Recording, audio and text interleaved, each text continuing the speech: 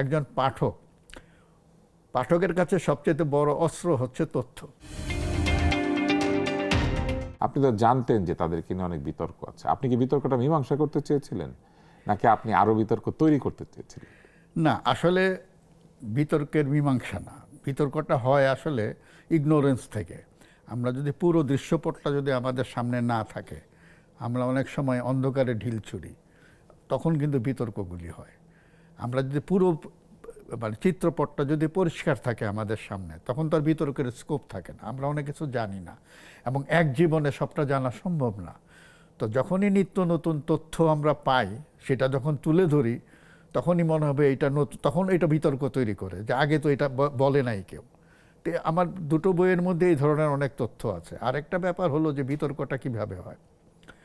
আমি যাদের সাক্ষাৎকার নেই, অনেক সময় আমি বুঝি যে ভদ্রলোক তো সবটা সব বলছে কথা না, বলছে না, আর কিছু ঢেকে রাখছে, কিছু ঢেকে রাখছে, কিছু অতিরঞ্জন করছে, অন্যকে খাটো করছে এবং অনেক সময় মিথ্যা কথাও বলছে। আমি বুঝি, কিন্তু আমি তো সরাসরি বলতে পারি না আপনি তো মিথ্যা কথা বলতেছেন, তাহলে তো আমাকে আর উনি সাক্ষাৎকার নেবে না। তখন আমি ক্রস চেক করার জন্য ওই ঘটনার সঙ্গে প্রাসঙ্গিক হয়তো আরেকজনের আমি সাক্ষাৎকার নিই। তো নিলে দেখা যায় যে সেখানে আরেকটা ভিউ আসে।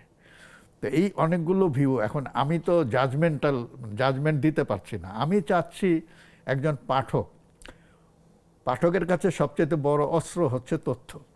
আপনি তথ্যটা দিয়ে আমি তথ্যটা দিচ্ছি, পাঠক নিজেই নির্ধারণ করতে পারবেন কোনটা ঠিক কোনটা। আমি পাঠককে কিন্তু সিদ্ধান্ত গিলিয়ে দিতে চাই না। কিন্তু আপনার নিজেরও তো এই তথ্য সংগ্রহ করতে গিয়ে, লিখতে গিয়ে আপনার নিজেরও তো ধারণা নিশ্চয়ই বদলায়। আপনি অবশ্যই, নিজেও তো অনেক অবশ্যই। নতুন তথ্য জানতে পারেন যেটা আপনি আগে জানতেন না।